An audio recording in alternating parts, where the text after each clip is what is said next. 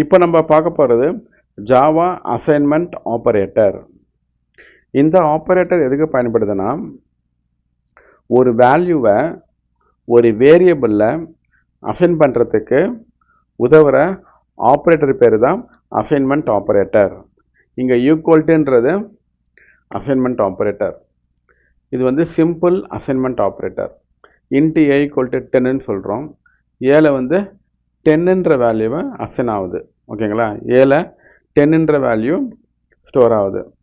Assignment ஆப்பரேட்டருடைய வேலை வந்து ஒரு வேல்யூவை வந்து ஒரு வேரியபிளில் ஸ்டோர் பண்ணுறது தான் அசைன்மெண்ட் ஆப்பரேட்டர். அதுக்கு பயன்படுறது ஈக்குவல் டு சிம்பிள்.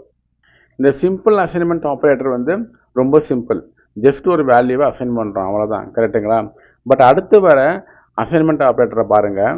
அது என்ன பண்ணுதுன்னா, ஒரு மேத்தமேட்டிக்கல் ஆப்ரேஷனை பண்ணிவிட்டு அதுக்கப்புறம் அசைன் பண்ணு.